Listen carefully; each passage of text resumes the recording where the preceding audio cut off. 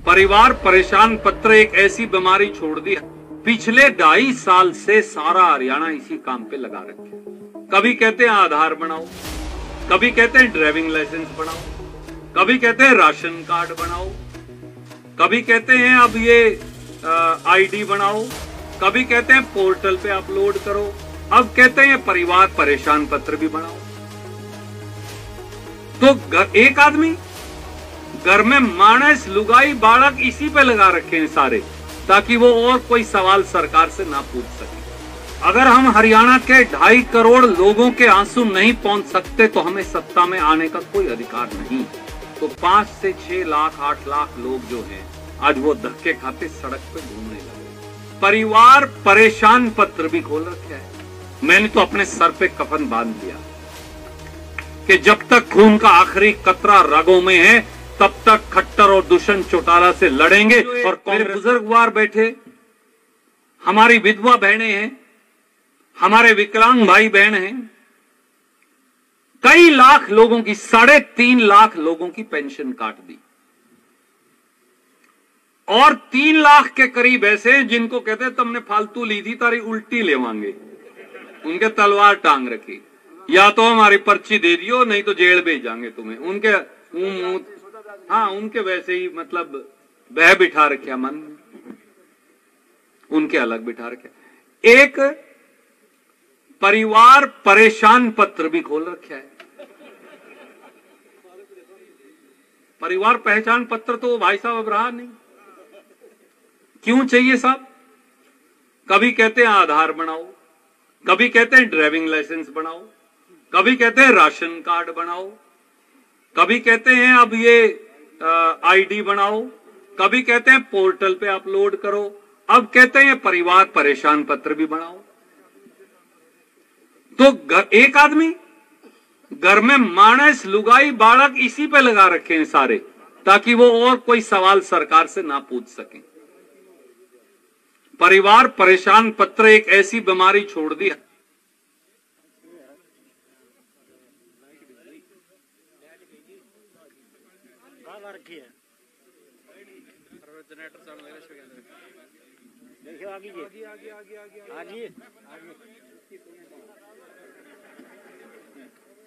Hello, चल पड़े तो एक ये परिवार परेशान पत्र बना दिया। अब आदमी अब साबित क्यों कर करे कि वो हरियाणा का रहने वाला, फलाने मोहल्ले का, फलाने गांव का, फलानी जात का, फलाने बगड़ का, फलाने परिवार का, फलाने समाज का है। पिछले 2.5 साल से सारा हरियाणा इसी काम पे लगा रखे। जो बीपीएल के हमारे परिवार थे, नवे तो चलो जोड़ना दूर की बात है, पिछले वालों के नाम और काट दिए। मुझे कोई बताता 80,000 परिवार काट दिए, कोई 1.25 लाख बताता है। मैं कह रहा हूं 80,000 परिवार भी काट दिए हों तो 5 जी तो होंगे एक परिवार में, तो 8 पंजे 40, तो कितने लाख लोगों को कहां जाएंगे? 1 लाख परिवार भी हो और 5 जी भी हो तो 5 से 6 लाख 8 लाख लोग जो हैं आज वो धक्के खाते सड़क पे घूमने लग रहे हैं। मेरे बुजुर्गों साथियों, ये लड़ाई, ये संघर्ष, ये जंग केवल और केवल सत्ता परिवर्तन की नहीं है। कई ऐसे लोग हैं जो इसे केवल सत्ता परिवर्तन की लड़ाई मानते हैं। सत्ता परिवर्तन हो जाए, नौकरियों की फिर बंदर बांट हो जाए, उसका फायदा क्या आपको? सत्ता परिवर्तन हो जाए, अफसर फिर आपको परिवार परेशान पत्र में परेशान करते रहे, आपको उसका क्या फायदा? रणदीप बने, कोई और बने, आपको उसका क्या फायदा? कुछ साथियों का मुझ में मोह हो सकता है, कुछ साथियों का गुप्ता जी में मोह हो सकता है। जो लोग ये इस प्रकार का नारा देते हैं वो शायद हरियाणा की माटी और संस्कृति को समझते नहीं, वो हरियाणा की समस्या को समझते नहीं। क्या आप जानते हैं कि हरियाणा में जो लगभग 68 साल में जितना कर्जा था उसका 500% और बढ़ गया, यानी 5 गुना और बढ़ गया। पंजाब तो बिकने की कगार पे खड़ा है। हरियाणा भी लगभग बिकने की कगार पे खड़ा हो गया है। जब अगला चुनाव आएगा हरियाणा का कर्जा 2 लाख करोड़ को टप जाएगा। यानी हर साल हमें लगभग 19 से 20 हजार करोड़ ब्याज के देने पड़ेंगे। मूल तो अलग बात है मेरी छोटी बहन। कैसे चलाओगे साहब प्रांत? मैं तो ये चाहता हूं सबकी तनख्वाह 25-25 हजार हो जाए जो घर बैठे है, पर प्रांत भी चलाना है। इन बच्चों की जो अगली पीढ़ी वाले हैं इनकी मदद भी करनी है, तरक्की भी करनी है, सड़क भी बनानी है, यूनिवर्सिटी भी बनानी, अस्पताल भी बनाना। इसलिए वादा वो करो जो निभ जाए। झूठ बोलने से बड़ा पाप नहीं है दुनिया में। छोरे देना बहुत आसान है, मिट्टी गोली देना सबसे आसान काम है। कई लोग हैं मीठी गोली देने का धंधा करते हैं यहाँ।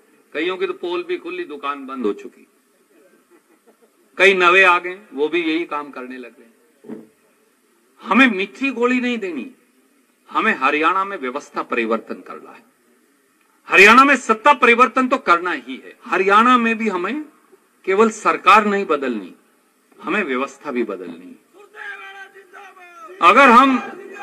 अगर हम हरियाणा के 2.5 करोड़ लोगों के आंसू नहीं पहुंच सकते तो हमें सत्ता में आने का कोई अधिकार नहीं। ये लड़ाई केवल इसलिए नहीं होनी चाहिए कि कोई व्यक्ति कुछ बने। ये लड़ाई इसलिए होनी चाहिए जैसे हमने कर्नाटक में गरीब के लिए सरकार बनाकर दिखाई, किसान के लिए सरकार बनाकर दिखाई, महिला और नौजवान के लिए सरकार बनाकर दिखाई। कांग्रेस की अगली सरकार भी उनकी हो, छोटे छोटे दुकानदार की हो। और उसके लिए जरूरी है कि हाँ, आप सब संघर्ष के लिए तैयार हो जाइए। मैं मेरी बात समाप्त करते हुए एक ही बात कहना चाहता हूं मेरे साथियों, दोस्तों, बुजुर्गों। मैंने तो अपने सर पे कफन बांध लिया कि जब तक खून का आखिरी कतरा रगों में है तब तक खट्टर और दुष्यंत चौटाला से लड़ेंगे और कांग्रेस का तिरंगा हरियाणा के सचिवालय पर फहरा कर दिखाएंगे। एक एक गांव में जाएंगे, एक एक विधानसभा में जाएंगे, एक एक इलाके में जाएंगे और एक नई कांग्रेस का निर्माण करेंगे, एक नई कांग्रेस का गठन करेंगे। आप भी तैयार हो जाइए, मैं भी तैयार हूं। बहुत बहुत शुक्रिया। जय हिंद, राम राम।